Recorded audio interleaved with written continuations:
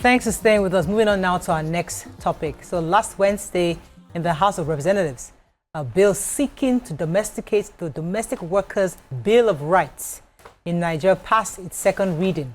The bill, sponsored by Honorable Alabi, is aimed at establishing comprehensive labor protections for domestic workers, ensuring fair wages, improved working conditions, and legal recognition of their rights. In his submission on the floor, Honorable Alabi stressed the urgent need to formalize protection for domestic workers who remain among the most vulnerable labor groups in Nigeria. Joining us on the show to give an insight to what the bill seeks to achieve is the Honorable himself, Honorable Alabi. Welcome to the show, representing Egbeda on our federal constituency in the National Assembly. Welcome to the show, sir. Oyo State. Good morning. Good morning. Good to have you. A pleasure. So, I mean, this bill is something many of us can relate to because we've discussed the issue of domestic workers even on this show several times. But give us an insight into the origin of this bill and why you thought it was important to push this bill. Fantastic. If you watched my debate on the floor of the House, I looked at it from two angles. I looked at it as a legislative responsibility and also as a moral responsibility. When I say as a legislative responsibility, what I mean is that in the year 2010, Nigeria signed a treaty at the Domestic Workers Convention at the International Labour Organization in Geneva. We signed an international treaty to guarantee the rights of, it's called Domestic Workers' Bill of Rights. But since then, since we signed that treaty, we've not been able to make it a law locally. And for those that understand how treaties work, those that understand international relations, Nigeria is what we call a dualist state, which means that if we sign a treaty, we still have to create a law locally before it can be enforceable. Okay. Right? So the opposite is the monist states, where once you sign the treaty, it's enforceable locally. But Section 12 of the Constitution of the Federal Republic of Nigeria, 999 as amended, states categorically the National Assembly must create a law. So what usually happens is that the executive will go to conventions, will go to meetings and sign treaties, they dies. In fact, I can tell you categorically that we've got about 5,000 treaties that we've signed, but we've not made law in Nigeria. Wow. And that's a problem, and we have to look at the Treaties Act to amend it. Maybe we have to say once you sign a treaty, you have to bring it to National Assembly within 30 days or 60 days, or it's null and void and so on. Why sign a treaty when we know that we have no plans to enforce it locally? So I was looking at treaties. I was actually writing a thesis in the school about treaties, and I started investigating the treaties that have not been signed. Then I remember the 9th Assembly, 2019 to 2023, the House Committee on Treaties, Honorable Nicholas Osai, and now researched the works he did about treaties, thousands of treaties that have not been domesticated. So I now studied this one about domestic workers. I said, wow, I've always been thinking about this. Like you said, a lot of people have been thinking about it. You said you've talked about it on this show as well.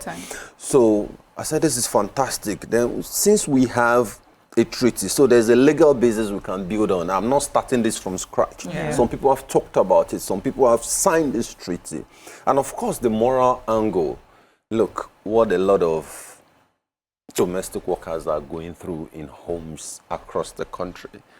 It's terrible. It's modern day slavery. We hear stories. We see trending videos of people who have beat up young maids and all that, use blade to, we've killed them, right? We've heard stories like that. So there has to be a lot to protect domestic workers, maids, cooks. So what does your bill propose? What is it proposing? Well, it's a comprehensive bill, and I'll rather at the public hearing, the date has not been announced yet. When we're going, because the bill just killed second reading, it's been forwarded to the Committee on Labour, who will now take over and organize the public hearing. Then every single detail of the bill has got to be debated upon. I don't want to come and say this is what we should do because it will look like we've already taken the position. I want all Nigerians to come. Okay. I believe personally there should be minimum wage that they should earn. There should be like the number of hours they can work. Yes. And you cannot physically harm them and stuff like those are my personal beliefs. But I don't want to preempt what the others will want to contribute to. I really like that, you know, in our lifetime, we're seeing a bill that, you know, upgrades what we know as domestic workers from our generation. They were not a part of the labor laws in any way. So I must commend you for that. But I would really like to know if there's a gap where somebody can escape from this bill. This is where I'm coming from. So a diplomat was of Southeastern African origin was arrested sometime in the UK, and the video surfaced of her saying, I only helped the girl because, you know, British laws on domestic workers is well defined. But he clearly caught her here, the laws, and she was saying, I helped the girl. And I was saying in Nigeria, she will get away with it because we help a lot of people. That's what you know, so is there a clear definition that, you know, captures what it is, whether or not both of us has defined it to be something else? If I were your employer now, that's a dream come true.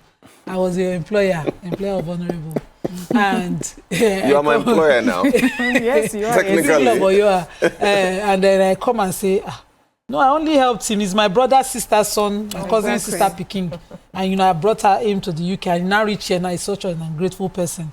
Can the courts leave our relationship and define that you're my worker and that you have those rights? And also just based on the books. Yeah, just for context, so that it's more relatable. Because once you say go abroad, even within you know, our country, that you bring someone from the village or wherever and the person comes to stay with you, is there a definite, should there be a separation between relationship and a worker, domestic worker? Firstly, I'm not trying to make a law for Nigerians. Like, I'm not a military man to say this is the law.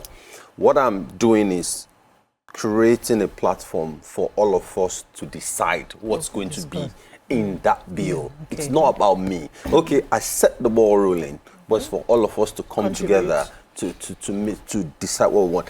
I think we're going to face a lot of resistance at a point. On the surface, a lot of people are excited about the bill. Until domestic workers, will protect them, everybody, until you realize that boy in your house. They now think about what they're doing in their own home. After all, they were poor in their family. I brought him from the village. He now wants to form rights. You're talking from the beneficiary's point of view. Imagine the parents of a domestic child whose parents are subscribed to him. Now, it's my sister. Take him away. This is you know, there's a system where this works. So that's what I'm saying. That on the surface, a lot of people are saying this is exciting, but we are going to face a lot of pushback at a point, and that's why I will be needing everyone's support one way or the other to find the right balance on how we can craft these laws. But what I propose, sort of minimum wage, minimum working conditions, minimum standards of working conditions, hours to work, and protection against physical harms. Those are my own contributions. We will need contributions from more people and more stakeholders at the public hearing. Yeah, so I'm just foreseeing the difficulty the bill will face because I don't doubt it. We have a system, like she rightly said, where it's now family. You are in Lagos, please carry my son or carry my daughter. And when those kids come, you don't pay them. The least you do is, or the most you do is to put them in school, which they will work from morning till night, or even when they come back from school, they are not resting while your kids are resting. We know how these things play out. And I know that there will be, you know, a sort of pushback. But is there any way that we can start having the conversation that for you to get a domestic worker, you must go through an agency? And then the agencies are equipped. So even if you, as a family member now, you want to send your son, you register your son with the agency that now takes your son to your sisters so that Government agency? no, it could be individuals. We have individuals that handle domestic. So they should be licensed. They should be Those ones have to be licensed. licensed and regulated. Yes. So that even if nobody has an excuse of I just sent my child to Nima's house because I'm related to Nima. I registered my child. I want my child to work for Nima, right? I have a choice to pick the person, but I registered my child with so and so person because they are in charge now of making sure that everything that's accrued to him will get to the child. Is that something that would make it easier for us to? It's not a bad idea, but it's going to make the bill harder to pass. Yeah. Okay. In the sense that you now have to establish the regulatory framework for these Private agents and make sure it works well before you can now create a bill to say they should pass through that. Okay, I have to go on a very short break because I want to ask about when this public hearing is going to be, because Nigerians are definitely interested in this. But let me go on a short break. When we come back, we continue this conversation. Stay with us. We'll be right back.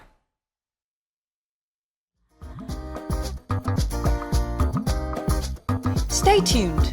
Your View will be right back. Thanks for staying with us. So, we still have our guest, Honorable Alabi, here. I know that you said that you're hoping that Nigerians can come together to participate. You're planning some of a public hearing. Yeah. Is it going to be nationwide, or is it going to be only your constituency? How do you plan to go about the public hearing? Well, here's how the legislative process works. After the bill is passed and read the second time, it's referred to the relevant committee, and in this case, Domestic Workers' Bill of Rights goes to the Committee on Labour. So once it's referred to the Committee on Labour, that's within 1 week. By now, it should have been referred to the Committee on Labour. The Chairman, House Committee on Labour, will now take it up and set a date for a public hearing. Okay. Advertise, send to the press, to NGOs, to all stakeholders to come for the public hearing at the National Assembly. But I know that National Assembly is going to go on recess for Salah very soon, and Easter is also coming up. So I'm not hopeful for April. I'm hopeful for May for that to happen. But I'm going to physically push the Chairman House Committee on Labour to hurry up the process. He's got to write an application to the Finance Department for funding of the public hearing, because this is going to cost money. The same money you have to do newspaper publication, full page or half page. It's not cheap. In major newspapers are all over the country, and physical logistics as well. So I'm going to push the Chairman House Committee to let's ensure that this is done by May. And once this goes through, the recommendation is set to the House for the third reading, and we'll call the Committee of the Whole, where we all sit and look at the bill clause by clause and argue it out and say, no, why should it be 50K minimum? It should be national minimum wage, and we argue and argue and argue and argue. And once that is passed, it's transmitted to the Senate for concurrence. If a bill originates from the Senate, it also must be passed to the House, and the two chambers will come and provide a clean copy sent to the villa for the assent of the president. So we're hoping this will go on as smoothly as possible. Lawmaking process can be tedious, can be time consuming, rightly so, because you're making a law that is binding on 200 million people and generations of one. So all hands must be on deck. Everyone must come from their angles to make sure we have a very, very good law that benefits Nigerians. So in your own view, who constitutes a domestic worker? I mean, aside from the guys in the house, can you give us an idea who and who? It needs to be defined, but personally, like I said, I'm not imposing my will on the country, but personally, anyone hired to do any sort of domestic work for you. You hire someone to be your maid, you hire someone to be your cleaner, you hire someone to be your gardener, your gate man. Anyone you've hired, come and work and be rewarded either by sending you to school or by giving your parents money or by giving an agent money, because that happens. You're talking about the agents, although unlicensed ones. So that's my personal definition, but that's something I would like more stakeholders and interested individuals to come and give us their own definition so that we can broaden it in that bill. This bill, does it capture our form of education where skills are acquired by training? where if I were a tailor and a child is brought in apprenticeship, they do that a lot in Oyo also, and the child is brought in to live with me to understand my skill. If I'm an iron, if I'm an apprentice and all of that. No, personally, that apprentice. No, it's not part of my own interest. That was not my own interest. So no, I'm saying, does it capture that?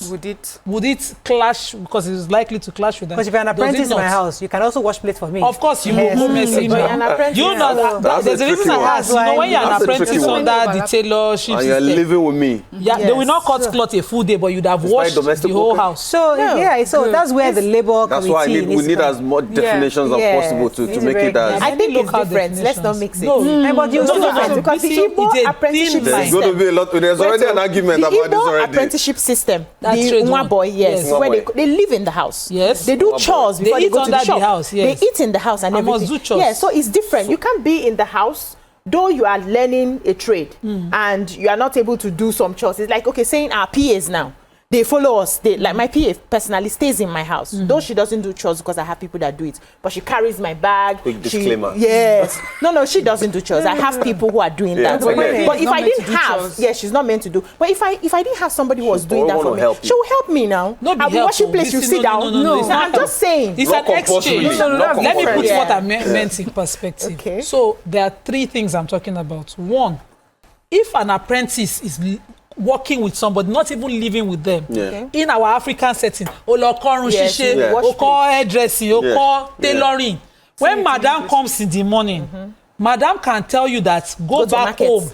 You are not living in a house. You are going back to madam's house as an exchange for what your parents have subscribed. What you subscribe is that you will go home and the clothes are packed down, including underwears. You wash it and dry it. It's part of your training. And they bring under 18 children to come and start. Now, there's the one that BC is talking about, which is the Nwa boy. They live with Oga. Yes. The Oga is totally responsible for feeding and not bringing and training as well. So they must contribute to the home. Chores, Now, what they are contributing to the home is the exchange for the skill that the training that Oga is giving them. So small things like cut garden, go and clear gutter, all of those things, it's not equal to what they are even learning. Because at the end of the day, Oga still settles them. Okay. Do you think more they dignified should be part of the domestic workers' bill of rights? You know, you should get ready for this your public hearing that you are for. Those ones should not. Some people will argue that they should. No, let me tell you my point. Because Exactly my point. Because that person now can accuse his uncle. And I came to Lagos to come and learn how to trade. But you're asking me to go and do... You can accuse your uncle just because you can say, I wash, I clean, I'm the one responsible. And once he comes under what is a domestic worker. Okay. So this is what I would say why it should not fall under that bill that you're trying to propose. Is because we already have a recognized system of apprenticeship. What we need is to be regulated and make sure that there's no abuse of that system on ground. I think it works ideally, but we need to just make sure that so that we do not belabor this bill that's going to talk about domestic workers, because we have those domestic workers. We have a lot of people coming from the north because of all sorts of crises, and they come here for almost nothing. They are your gatesmen, they are cleaning your house.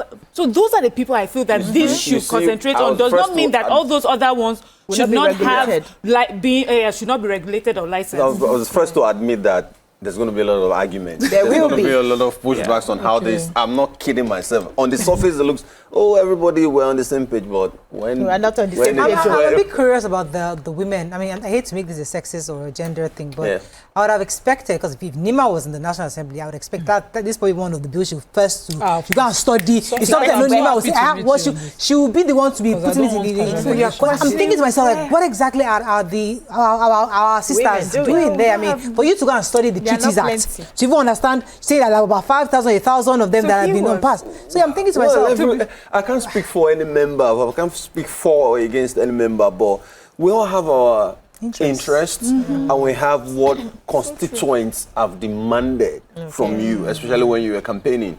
Like, constituents will say, please bring a university to us. And you might even think like, we actually don't need a university here or a new university. But because you're constituents, that's what they insisted. Then you come to the bill, please, and establish a bill to establish university of this in your village, and so on. So there's a lot of factors that goes into deciding on which bill to bring to the floor. But like I said, if I wasn't really studying these treaties, you wouldn't have seen it. I wouldn't have. I know that these domestic workers need to be protected, but as a law, for the mere fact that there was a treaty, so there's a kind of legal foundation that I can build upon. So that was what led me to doing this. So you see that education is not scam? At all. I'm going for my PhD next. Honestly. Yeah. So now let's go to, now that we've talked about this, let's talk about other, what are legal, what other bills do you are have? you working on? Are you, aside from, I know this is on the major one, but... I'm looking at a few electoral amendments and constitutional amendments. Okay, let me tell you. Wait, let me pause you for a second, because I'm told I have to go on a break. When I come back, I'd like to hear this properly. Stay with us, we'll be right back.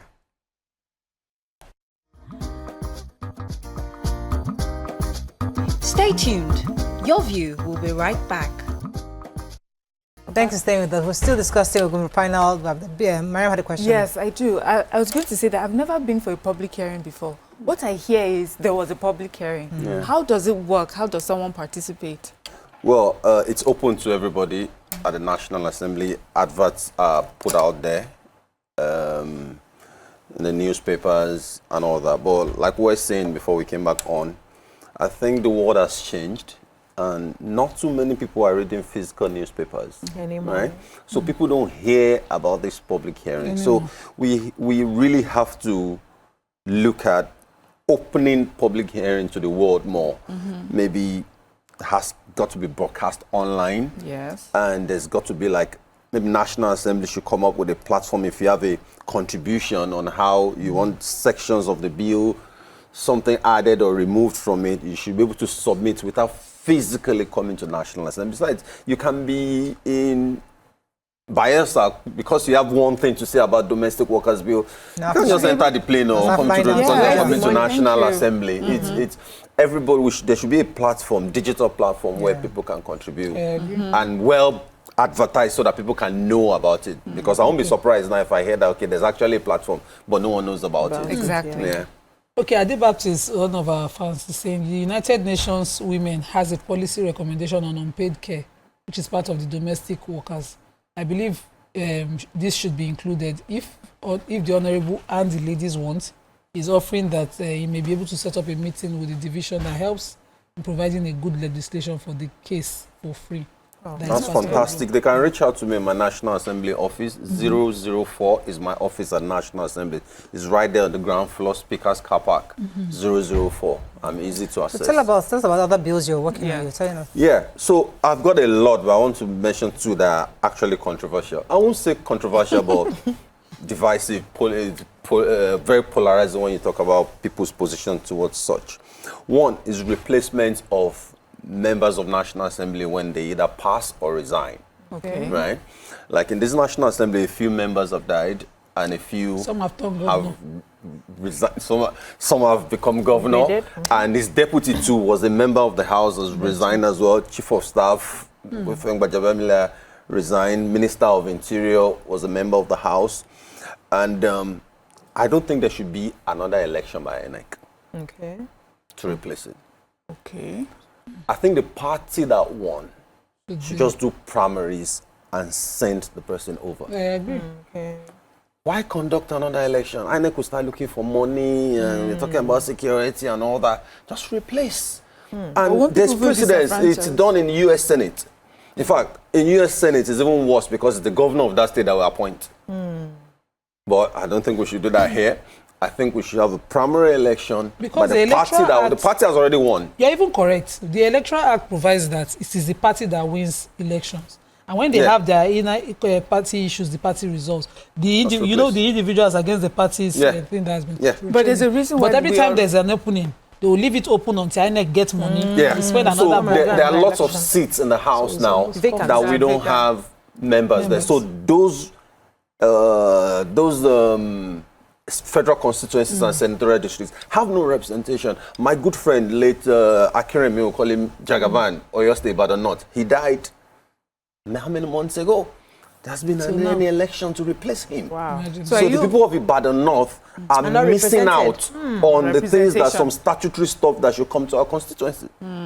So what are you proposing? Are you saying that this should be like a temporary filling of the seats No, to the proper till election? the end of the term. Because there's a reason why election is done. Yeah. And people don't need to feel that it is because I elected this person, that's why the person is representing me, not because a group of people sat down together and put that person there. Not be the person you But voted. I elected Under our electoral act, you voted for the party. has gone.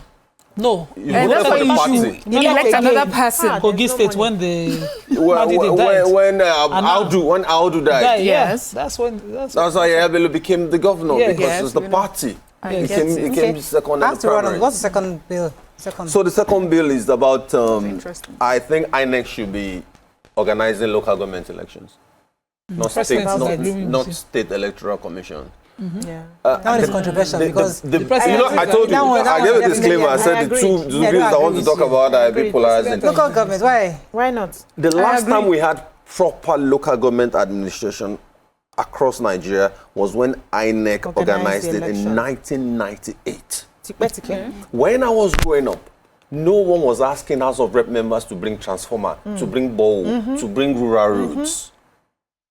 But now, because they know that state electoral, they have their way of getting there, they have no recourse back to the people. But if INEC organizes it, the chairman can be party A1, and there are 10 wards there.